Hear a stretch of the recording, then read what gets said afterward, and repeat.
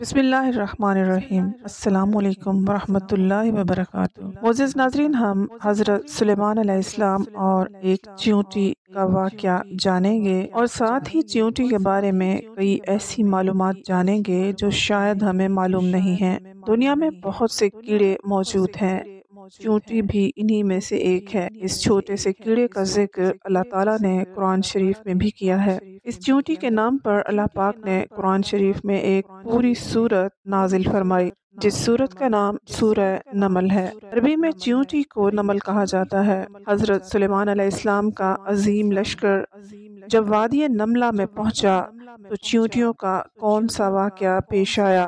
عظیم سلیمانی لشکر سے یہ مخلوق ڈر کر کیوں بھاگ گئی؟ اور قرآن مجید میں اس واقعے کا جدید سائنس سے کیا تعلق ہے؟ حضرت سلیمان علیہ السلام اللہ کے نیک بندے اور بادشاہ تھے جو داؤد علیہ السلام کے چھوٹے بیٹے تھے۔ آپ 965 قبل مسیح میں حضرت داؤد کے جانشین ہوئے اور تقریباً 60 سال تک فرما روا رہے۔ اللہ تعالیٰ نے اپنے برگزیدہ پیغمبر حضرت سلیمان علیہ السلام کو پرندوں سے باتیں کرنے کا علم عطا فرمایا تھا، بلکہ آپ پرندوں ہی نہیں، چرندوں، درندوں اور کیڑے مکوڑوں تمام مخلوق کی زبان سمجھتے تھے اور ان سے انہی کی زبان میں باتیں کیا کرتے تھے۔ آپ علیہ السلام کے لشکر میں انسان اور جن، پرندوں اور درندوں کے علاوہ اللہ تعالیٰ کی دیگر مخلوقات بھی بڑی تعداد میں شامل تھیں۔ آپ علیہ السلام بہت رعب اور دبدبے والے بادشاہ تھے۔ آپ علیہ السلام کے لشکر میں یہ مخلوقات الگ الگ گروہ میں منقسم تھیں۔ شیطان کا گروہ، جنوں کا گروہ، انسانوں کا گروہ، حیوانات کا گروہ اور پرندوں کا گروہ۔ یہ سب اپنے اپنے مقام پر نظم و ضبط اور قطار بنائے کھڑے رہا کرتے تھے۔ کسی کی یہ مجال نہ تھی کہ وہ اپنے رتبے یا درجے کے خلاف آگے پیچھے ہونے کے جرم کا مرتکب ہو۔ سب کی جگہ مخصوص تھی، اور اگر کوئی موجود نہ ہوتا تو آپ علیہ السلام کو فوراً خبر ہو جایا کرتی۔ اللہ تبارک و تعالیٰ نے قرآن مجید میں حضرت سلیمان علیہ السلام کا ایک بے مثال واقعہ پیش کیا ہے، جس کے مطابق ایک مرتبہ حضرت سلیمان علیہ السلام جنوں، انس اور حیوانات کے عظیم الشان لشکر کو لے کر کہیں تشریف لے جا رہے تھے۔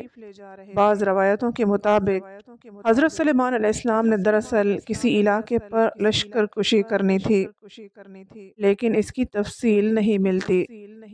لشکر سلیمانی پورے رعب و دبدبے کے ساتھ صحراؤں سے گزرتا، پہاڑوں کو پار کرتا، دریاؤں کو عبور کرتے ہوئے ایک بڑی وادی سے گزرا۔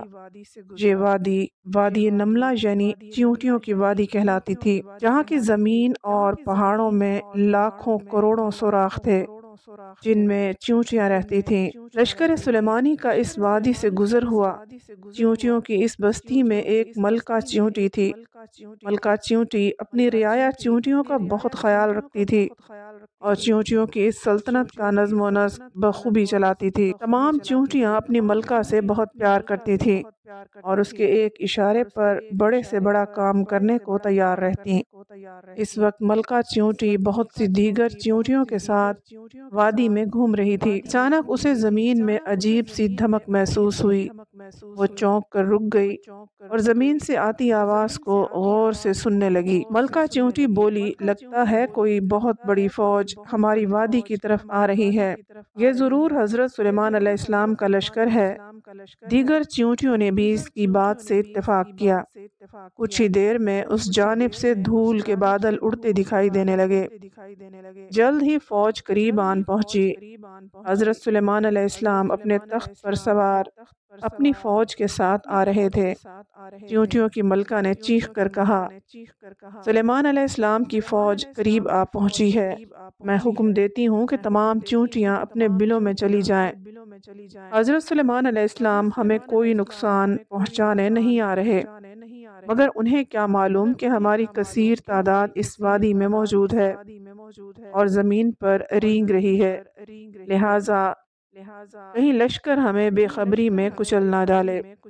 حضرت سلیمان علیہ السلام اس وقت 3 یا 5 میل کی دوری پر تھے، لیکن آپ علیہ السلام تک ملکہ چیونٹی کی آواز پہنچ گئی۔ آپ علیہ السلام اس کی بات سن کر مسکرانے لگے اور ملکہ چیونٹی کی سمجھداری اور اپنی رعایا کے خیال رکھنے پر اس کی تعریف کرتے ہوئے فرمایا، بے شک ایک بادشاہ کو اپنی رعایا کی حفاظت کا اسی طرح خیال رکھنا چاہیے جس طرح یہ ملکہ چیونٹی نے کیا ہے۔ اس بات میں ہمارے لیے بے شمار نصیحتیں اور سبق موجود ہیں، لیکن اس واقعہ کا ایک پہلو جدید سائنس کی کڑیوں کو جوڑتا ہے۔ دراصل حیوانات، خاص کر حشرات الارض کی دنیا کے بارے میں سائنس ایک لمبے وقت تک کچھ نہیں جانتی تھی، اور آج بھی تمام جدید ترقی کے باوجود ہم مکمل طور پر آگاہ نہیں ہیں، خاص کر چیونٹی جیسی چھوٹی مخلوق کے متعلق جن کا اپنا ایک طرز معاشرت ہے اور الگ نظام زندگی ہے۔ سال 1916 میں ای او ولزن اور ان کے ساتھیوں نے چیونٹیوں پر کافی ریسرچ کی تھی۔ اسی طرح یونیورسٹی آف لاؤزن کی ایک اسٹڈی ریسرچ میں بتایا گیا کہ چیونٹیاں دراصل دوسرے جانوروں سے الگ اور سمجھدار مخلوق ہوتی ہیں، کیونکہ وہ آپس میں باتیں کرتی ہیں، لیکن یہ چیونٹیاں آواز سے باتیں نہیں کرتی بلکہ ڈیٹا منتقل کر کے بات کرتی ہیں، اور اس کا طریقہ یہ ہوتا ہے کہ وہ اپنے منہ سے ایک فلوئڈ یا مواد نکالتی ہیں اور سامنے والی چیونٹی کے منہ میں چپکا دیتی ہیں، اور دوسری چیونٹی اس سے سارا پیغام ڈی کوڈ کر کے سمجھ لیتی ہے۔ اس لیے اکثر چیونٹیاں چلتے چلتے رک کر دوسری چیونٹی کے منہ سے منہ لگا کر آگے چلی جاتی ہیں۔ یہ دراصل وہ عمل ہوتا ہے جس میں وہ ڈیٹا منتقل ہو رہا ہوتا ہے۔ آج سائنس چیونٹیوں کے جس بولی اور ڈیٹا ٹرانسفر پر زوروں سے ریسرچ کر رہی ہے اور حیرت زدہ ہے، وہیں قرآن مجید نے 1400 سال پہلے ہی حضرت سلیمان علیہ السلام کے اس واقعے کے ضمن میں یہ واضح کر دیا تھا کہ یہ مخلوق بھی بولتی اور سمجھتی ہے، لیکن اس زمانے میں ان واقعات کو محض قصے کہانی اور افسانے قرار دے دیا گیا، جسے آج سائنس ماننے اور اقرار کرنے پر مجبور ہے۔ تاریخ گواہ ہے کہ جنہوں نے قرآن مجید میں غور کیا، ان لوگوں نے درختوں کے نیچے بیٹھ کر نہ صرف زمین کا حجم بتایا بلکہ یہ بھی بتا دیا کہ انسان پرندوں کی طرح کیسے پرواز کر سکتا ہے۔ اگر ہم قرآن مجید میں غور و فکر کریں تو آج بھی ایسی ایجادات کر سکتے ہیں کہ نسل انسانی حیران رہ جائے، جیسا کہ اللہ تعالیٰ نے قرآن مجید میں بار بار فرمایا، کیا یہ قرآن میں غور نہیں کرتے، کیا یہ عقل نہیں رکھتے؟ اس میں عقل والوں کے لیے بہت سی نشانیاں ہیں۔ حضرت سلیمان علیہ السلام کے دور کی ایک چیونٹی کا ذکر بھی کتابوں میں ملتا ہے۔ ابن ابی حاتم میں ہے کہ ایک مرتبہ حضرت سلیمان علیہ السلام بارش نہ ہونے کی وجہ سے نماز پڑھنے کے لیے باہر نکلے تاکہ اللہ تعالیٰ بارش کر دے۔ یہ ایک نفل نماز ہے جو بارش کے لیے پڑھی جاتی ہے۔